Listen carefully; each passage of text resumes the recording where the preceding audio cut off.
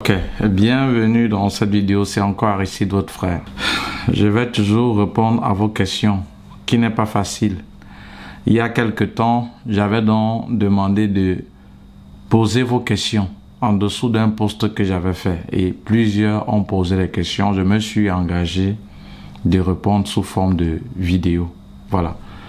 Donc, si tu es nouvelle sur cette chaîne, sache qu'ici, j'accompagne ceux qui aimeraient poursuivre légalement leurs études en Belgique, avec montré à travers un programme en formation vidéo comment constituer eux-mêmes les dossiers sans qu'une tierce personne ne les aide dans les démarches. Voilà. On va maintenant répondre à la question de Bellator Irachi. Voilà, je m'excuse si je ne prononce pas bien. Bellator Irachi. Je suis en train de lire la question. Voilà. Bonjour tonton, bonjour Bellator Irachi. Merci bien. J'ai ma petite sœur qui vit en Tunisie, légalement en tant qu'étudiante. Et je veux qu'elle quitte pour continuer en Belgique. Comment je peux faire? Franchement intéressé, car j'ai confiance en vous. Et je veux la faire quitter là-bas. Comment faire? Dans d'autres termes, ce que Bellator Irachi dit ou pose comme question, il dit sa petite sœur actuellement étudie en Tunisie et il aimerait qu'elle quitte de la Tunisie pour la Belgique. Comment faire? Voilà. Tout d'abord, chers amis, vous qui m'écoutez, première chose, lorsque vous êtes à l'étranger et que vous aimeriez faire votre procédure pour les études en Belgique, il y a deux choses primordiales à vérifier et que si parmi les deux questions à se poser, les deux choses à vérifier, si la réponse est positive, c'est bon. Mais si c'est négatif, inutile de commencer la procédure. Quelle est la première question? 1. Est-ce que dans le pays dans lequel vous vivez, et c'est le cas par exemple de la petite sœur de Bellator Irachi, est-ce que en Tunisie où elle réside, ou dans le pays auquel vous résidez, est-ce que vous êtes en possession de votre carte de séjour? Est-ce que vous êtes en ordre sur le plan administratif? Quand je dis ici en ordre sur le plan administratif, ça veut dire quoi? Vous pouvez être à l'étranger, mais vous n'êtes pas en ordre sur le plan administratif. C'est-à-dire vous n'avez pas la carte de séjour de ce pays-là. Je m'explique. Supposons qu'elle était en Tunisie. Peut-être elle est partie, je ne sais pour quel cadre, autre que les études, ou je ne sais pour quel cadre. Mais elle est sans papier en Tunisie. En ce moment, elle ne peut pas faire les démarches pour la demande de visa. Elle ne peut non pas aussi faire la demande de visa. Je m'explique. Elle peut faire son équivalence étant là-bas, les demandes d'admission étant là-bas. Mais maintenant, lorsqu'elle va vouloir aller faire la demande de visa, elle ne peut pas. Pourquoi?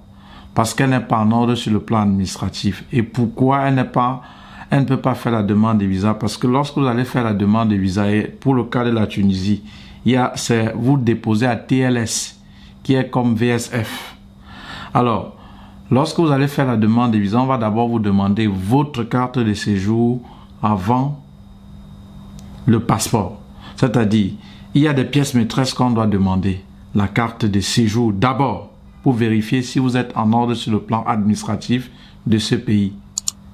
Et après, le passeport et autres documents. Mais si vous n'avez pas la carte de séjour de ce pays dans lequel vous résidez, au moment où vous voulez faire la demande de visa, alors on ne peut pas accepter prendre votre demande de visa. C'était la première condition. Donc, si vous êtes en situation régulière dans le pays de résidence dans lequel vous vous trouvez, vous pouviez faire la demande de visa. Ça, c'était la première condition. Deuxième condition, est-ce que se trouve dans ce pays un consulat ou l'ambassade belge? Si c'est oui, vous vous engagez. Si c'est non, sachez que lorsque vous allez faire la demande de visa, vous allez déposer votre dossier. Vous allez faire la demande de visa dans un pays voisin ayant l'ambassade belge dans ce pays-là. Mais à condition que vous ayez la carte de séjour dans le pays auquel vous résidez. On prend un exemple. Supposons qu'en Tunisie, mais ce n'est pas le cas, il n'y a pas l'ambassade de la Belgique, ce qui n'est pas le cas. Alors, et que peut-être elle va dans un pays voisin, supposons même la Côte d'Ivoire, où elle veut faire peut-être la demande de visa, mais elle est quittée de la Tunisie. Alors, il te faudra la carte de résidence de la Tunisie.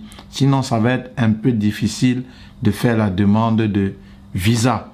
Parce qu'ils vont vous demander pourquoi vous n'avez pas fait dans votre pays d'origine. Vous allez justifier le fait que, voilà, vous étiez étudiant de ce côté, mais puisqu'il n'y avait pas l'ambassade, il fallait déposer dans une ambassade proche. Et voilà pourquoi j'ai choisi ici. On va demander votre carte de visa, votre carte de séjour, votre passeport et tout et le reste des documents que je ne peux pas tout citer ici pour qu'elle soit longue. Voilà d'abord la toute première, les deux conditions ou les deux questions à se poser avant de faire la demande, les démarches pour la demande de visa lorsque vous êtes à l'étranger. Maintenant, alors, le cas de la petite sœur de Balator Hirachi, voilà, elle est en ordre sur le plan administratif. Alors, la question encore est de se poser, est-ce qu'elle doit rentrer au Cameroun pour faire la demande? Non, à partir de la Tunisie, si elle remplit les deux conditions dont j'ai citées antérieurement, alors elle peut donc faire la demande de visa. Et la procédure se résume en 4, que je vais simplifier. Je vais couper la vidéo pour ne pas être longue. La première étape, c'est la phase de l'équivalence du diplôme. Pour savoir ce que c'est que l'équivalent du diplôme, en dessous, je vais vous mettre un lien pour avoir beaucoup plus d'informations. La deuxième phase, c'est les demandes d'admission dans une école supérieure en Belgique.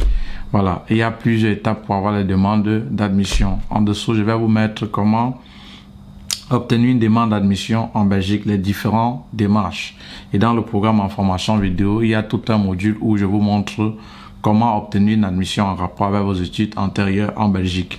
Alors, la troisième phase, toujours pour les démarches ou pour les études en Belgique, il y a la phase du garant, c'est-à-dire une fois que vous aviez l'équivalence, une fois que vous aviez obtenu une admission, il va falloir que vous trouvez un garant, celui qui va vous prendre en charge en fonction de la durée de vos études, soit pour une année d'études ou pour toute la durée des études. Et aussi maintenant, il y a l'entretien aussi, hein, que vous seriez confronté. Et on va arriver comme ça à la quatrième phase qui est la phase des démarches administratives en vue de l'obtention de votre demande de visa. Donc je résume la procédure en 4. Cher Balator Hirachi. Alors, il y a la phase de demande d'équivalence, la phase d'admission, la phase du garant, celui qui prendra en charge ta sœur pour la durée des études, et la phase des démarches en vue de faire sa demande de visa. Donc, en somme, pour résumer, pour que tu me comprennes bien, la répétition étant la mère des sciences. Alors, si ta sœur, elle est en ordre sur le plan administratif en Tunisie, elle peut faire la démarche sans aucun souci, tout en sachant que lorsqu'elle va faire la demande de visa, c'est TLS qui s'occupe des gens de la Tunisie pour la demande de visa.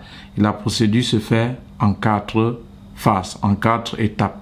La phase d'équivalent du diplôme, il y a un programme en formation vidéo où je montre comment constituer son dossier en vue de l'obtention rapide de l'équivalent de son diplôme. La deuxième phase, la phase des demandes d'admission. Et toujours dans le programme en formation vidéo, il y a un module qui montre comment trouver une demande d'admission en rapport avec vos études antérieures.